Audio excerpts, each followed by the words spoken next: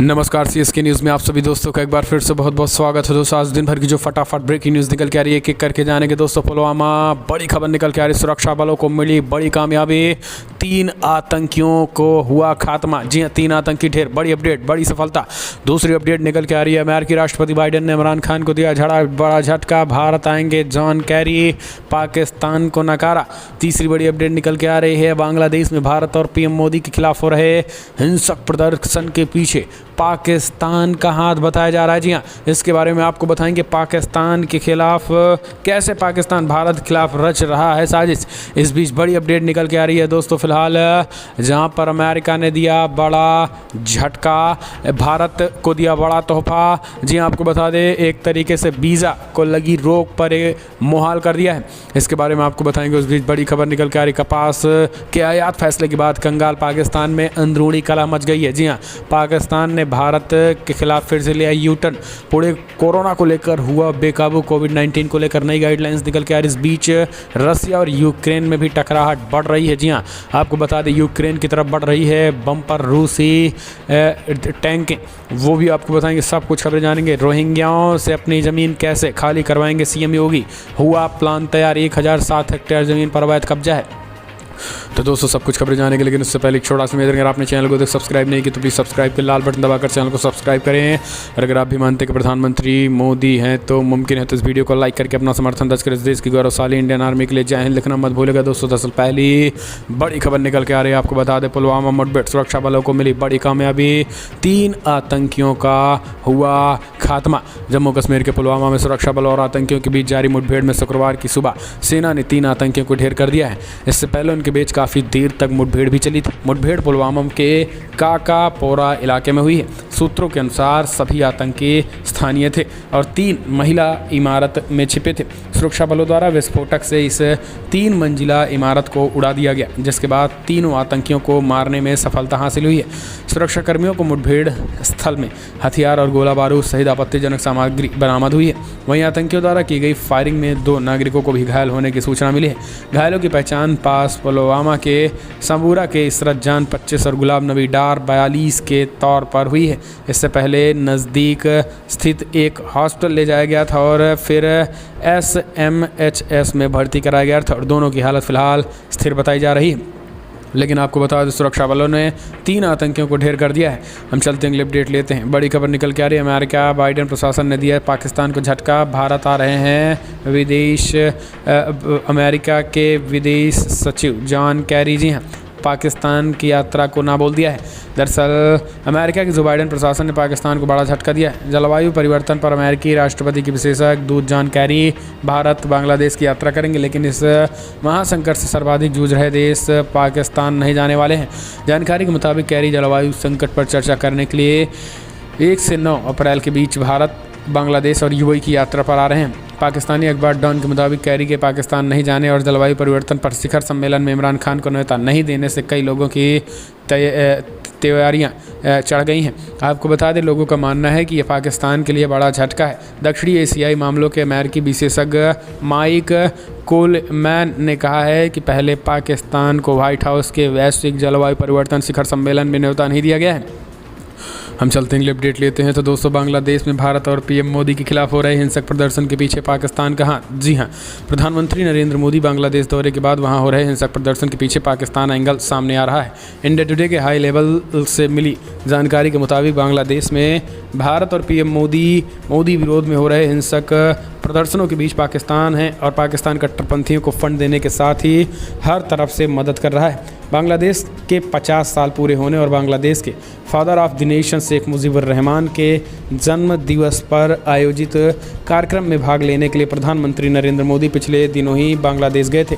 PM Modi के इस दौरे के बाद बांग्लादेश में अलग अलग जगह हिंसक झड़प हो रही है। सूत्रों का कहना है कि इस हिंसक झड़प के पीछे पाकिस्तान का हाथ है। सूत्रों का कहना है कि जमात और VNP के लोग हिंसक झड़प कर रहे हैं और इसके पीछे पाकिस्तानी एंगल भी आ रहा है। इस बाबत बांग्लादेश की पार्लियामेंट ने एक ट्वीट करके कहा है कि फिलहाल जिसमें कट्टरपंथी संगठन हिफाजत इस्लाम और पाकिस्तान हाई कमीशन के बीच संबंध को बताया गया है। हम चलते हैं अगली अपडेट। भारत से कपास के आयात फैसले के बाद पाकिस्तान टेक्सटाइल सेक्टर में छा सकती है मायूसी। जी हां, दरअसल भारत से कपास के आयात का फैसला लेने के बाद प्रधानमंत्री इमरान खान के यू टर्न लेने से पाकिस्तान के टेक्सटाइल सेक्टर में मायूसी छा गई है। वहीं इंडस्ट्री से जुड़े अधिकांश उद्यमियों का कहना है कि फ़िलहाल पड़ोसी देश में कपास का आयात वक्त की ज़रूरत है। निश्चित ही इसका बड़ा नुकसान इंडस्ट्री से जुड़े निर्यातकों को उठाना पड़ेगा। पाकिस्तान एपेरल फोरम के चेयरमैन जावेद चिलमानी ने कहा है कि फ़िलहाल मंत्रिमंडल का भारत से कपास आयात का फैसला टाल दिए जाने का संदेश अंतर्राष्ट्रीय स्तर पर विदेशी ग्राहकों में गलत जाएगा। सभी विदेशी ग्राहक जानते हैं कि पाकिस्तान में अभी सूती धागे की ज़बरदस्त कमी चल रही है और डॉन अखबार के मुताबिक टेक्सटाइल एक्सपोर्ट सेक्टर लगातार ये मांग करता रहा है। कॉटन यार्न के आयात को ड्यूटी फ्री किया जाएगा और अब इस निर्णय का खामियाजा भी भुगतने के लिए तैयार रहना होगा। हम चलते हैं अपडेट लेते हैं। तो दोस्तों, कोरोना का कहर, पुणे में 7 दिन तक बार, होटल और रेस्तरां रहेंगे बंद। छत्तीसगढ़ के दुर्ग में लगा लॉकडाउन। जी हाँ, देश में कोरोना वायरस की दूसरी लहर जानलेवा साबित हो रही। शुक्रवार को कोरोना के सर्वाधिक 81,000 से ज़्यादा मामले सामने आए हैं और 470 मरीजों की मौत हो गई है। वहीं दिल्ली सरकार ने इसे लेकर आपात बैठक भी बुलाई है। महाराष्ट्र के पुणे में 3 अप्रैल से 12 घंटे का नाइट कर्फ्यू लगाने का ऐलान कर दिया है। इसके अलावा कोरोना टीकाकरण अभियान की रफ्तार तेज हो गई है। 1 अप्रैल को 36 लाख से ज़्यादा लोगों को कोरोना का टीका लगाया गया था। वहीं अब तक 6 करोड़ से ज़्यादा लोग कोरोना वायरस की खुराक ले चुके हैं। आपको बता दें कि प्रियंका गांधी का भी असम दौरा रद्द कर दिया और इसकी जानकारी उन्होंने खुद ट्वीट करके की है। प्रियंका ने एक वीडियो पोस्ट करके कहा है कि फ़िलहाल हाल ही में कोरोना संक्रमण के संपर्क में आने के चलते मुझे अपना असम दौरा रद्द करना पड़ रहा है। मेरी कल की रिपोर्टिंग नेगेटिव आई है, लेकिन डॉक्टरों की सलाह पर मैं अगले कुछ दिनों तक आइसोलेशन में रहूँगी और इसी असुविधा के लिए मैं आप सभी से क्षमा प्रार्थी हूँ। मैं कांग्रेस विजय की प्रार्थना करती हूँ। महाराष्ट्र के मुख्यमंत्री उद्धव ठाकरे आज रात 10:30 बजे राज्य की जनता को संबोधित करेंगे और इसी को देखते हुए दोस्तों कोविड-19 के हालात हो चुके हैं। हम चलते हैं अपडेट। यूक्रेन की तरफ बढ़ रही है रूसी टैंक के वीडियो वायरल हो चुका है। युद्ध का खतरा मंडरा रहा है। रूसी सेना की बख्तरबंद गाड़ियां, टैंक और भारी संख्या में सैन्य साजो सामान से लगी गाड़ियों के यूक्रेन की सीमा की ओर बढ़ते वीडियोस को देख पूरी दुनिया सहम गई है। इस बार ये तादाद इतनी ज़्यादा है कि फसलों की कटाई का मौसम होने के बावजूद किसानों के ट्रैक्टर और अन्य कृषि उपकरणों को ढोने वाले ट्रेनों को भी मिलिट्री ने अपने काम में लगाया हुआ है। रूस के सैन्य साजो सामान को ले जाने वाली ट्रेनों और ट्रकों के कई वीडियो सोशल मीडिया पर वायरल हो रहे हैं। हाल ही में अमेरिका से सैन्य हथियारों से लगा एक कार्गो शिप यूक्रेन पहुंचा था, जिनमें कई तरीके की गाड़ियां और अन्य साजो सामान भरे हुए थे। रूस पहले से ही यूक्रेन और अमेरिका में बढ़ती हुई नज़दीकियों से चिढ़ा हुआ है, जिसके बाद अमेरिकी अधिकारियों ने चिंता जताई है, जिससे दोनों देशों के बीच युद्ध का एक नया खतरा पैदा हो सकता है। हम चलते हैं अगले अपडेट। कोरोना महाराष्ट्र में हालात बद से बदतर, आज प्रदेश में लागू हो सकता है लॉकडाउन। हमने आपको बताया कैसे कोविड-19 फैल रहा है। हम चलते हैं अगले अपडेट। दिल्ली में रोहिंग्या से अपनी ज़मीन खाली करवाएंगे सीएम योगी आदित्यनाथ। 1007 हेक्टेयर ज़मीन पर अवैध कब्जा कर रखा है। यूपी के मुख्यमंत्री योगी आदित्यनाथ ने दिल्ली में सिंचाई विभाग की भूमि पर हुए अवैध कब्जे को खाली कराने के निर्देश दे दिए हैं। आरोप है कि तत्कालीन सरकारों की सरपरस्ती में ही सिंचाई विभाग की ज़मीन पर रोहिंग्या को बसाया गया है। यूपी सिंचाई विभाग की यमुना खादर में दिल्ली की सीमा से कुल 1007 हेक्टेयर ज़मीन है और ये ज़मीनें ओखला, जासोल, मदनपुर, खादर, अली, सैदाबाद, जौनपुर, मोल्लभचंद और खुरेजी खास में है। इसमें सिंचाई विभाग की लगभग 9,077 हेक्टेयर यानी 51 एकड़ ज़मीनों पर अवैध कब्जा है। आधिकारिक सूत्रों ने गुरुवार को बताया है कि यमुना किनारे दिल्ली में उत्तर प्रदेश के सिंचाई विभाग की अरबों रुपए की भूमि पर पिछले सरकारी की मिलीभगत भी है। हम चलते हैं अपडेट लेते हैं। जुबानी जंग, मोदी के दावे पर टीएमसी सांसद महुआ मोइत्रा बोली, हाँ मिस्टर प्रधानमंत्री वो लड़ेंगे और वो वाराणसी की सीट से लड़ेंगे। दरअसल पश्चिम बंगाल में विधानसभा चुनाव के दूसरे चरण की वोटिंग के बाद अब भाजपा और टीएमसी में बयानबाजी का दौर तेज हो गया है। प्रधानमंत्री नरेंद्र मोदी के नंदीग्राम से दीदी के चुनाव हारने और दूसरी सुरक्षित सीट तलाशने वाले बयान पर टीएमसी ने एक तरीके से पलटवार किया है। टीएमसी के आधिकारिक ट्विटर हैंडल से एक पोस्ट किया गया है, जिसमें वाराणसी से चुनाव लड़ने की ममता बनर्जी की अटकलें लगाई गई हैं। ट्वीट में लिखा गया है कि मोदी जी पश्चिम बंगाल में नामांकन प्रक्रिया खत्म हो चुकी है और 2024 में आप वाराणसी के अलावा कोई और सुरक्षित सीट तलाश लें, यहाँ से आपको चुनौती देने की तैयारी की जा रही है। यानी साफ साफ वो तैयारी ममता बनर्जी कर रही हैं। अब आप समझिए, जिन यूपी और बिहार के लोगों को गुंडा मवाली और एक तरीके से गुंडा मवाली कह रही हैं, उन्हीं भगवाधारियों को, उन्हीं तिलकधारियों को ममता बनर्जी वाराणसी में आएंगे। आपको लग नहीं रहा है कि ममता की ऐसी की तैसी हो जाएगी? हम चलते हैं अगले अपडेट। मुख्तार अंसारी को पंजाब से नहीं लाएगी यूपी पुलिस, डर के मारे हालत ख़राब है मुख्तार अंसारी की, पहले ही व्हील चेयर पर आ चुका है। जेल बांदा जेल तक सुरक्षा की तैयारी। दरअसल mafia don Mukhtar Ansari Punjab police की अभी रक्षा में ही यूपी आएगा। उसे यूपी के बांदा जिले की जेल में दाखिल किया जाएगा। सुप्रीम कोर्ट के फैसले के बाद मुख्तार को यूपी लाने को लेकर चल रही अटकलों पर विराम लग गया है।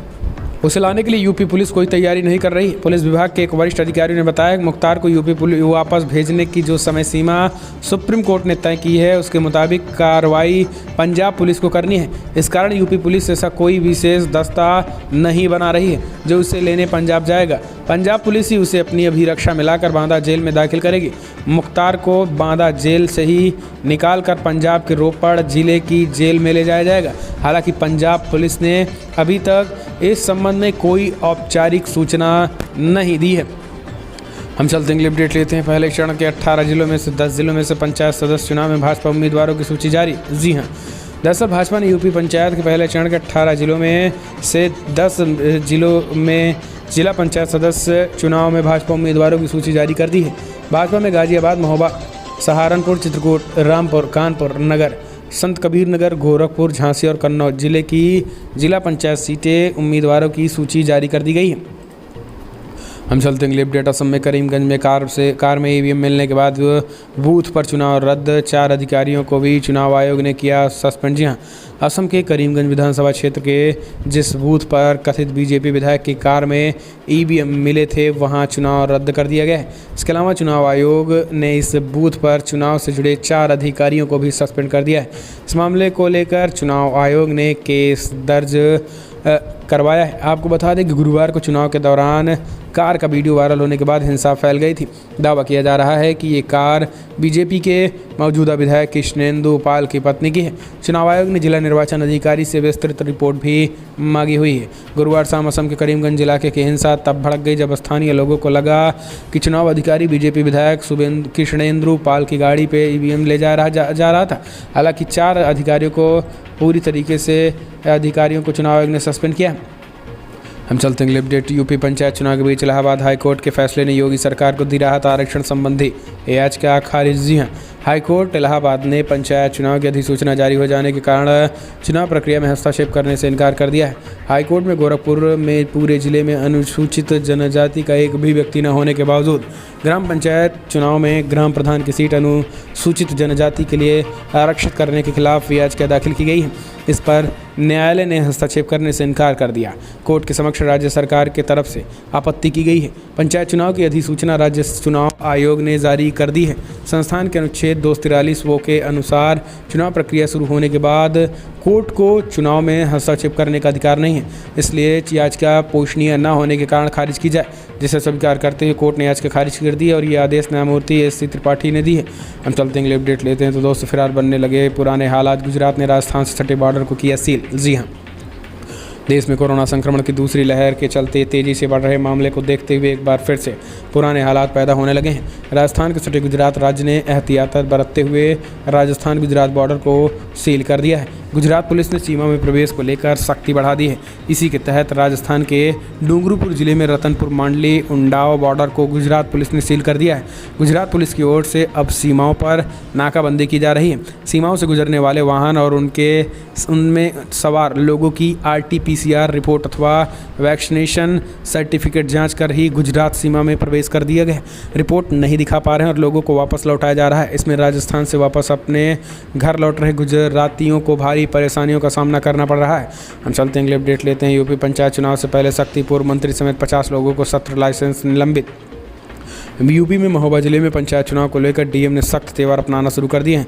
डीएम ने पूर्व मंत्री बादशाह सिंह समेत 50 लोगों के शस्त्र लाइसेंस निलंबित कर दिए हैं। डीएम की इस कार्रवाई के बाद से इलाके में हड़कंप मच गया है। बुंदेलखंड में बंदूक संस्कृति गन कल्चर के चलते नेता और प्रभावशाली लोग अपने साथ दर्जनों बंदूकों को लेकर चलने में अपनी शान समझते हैं।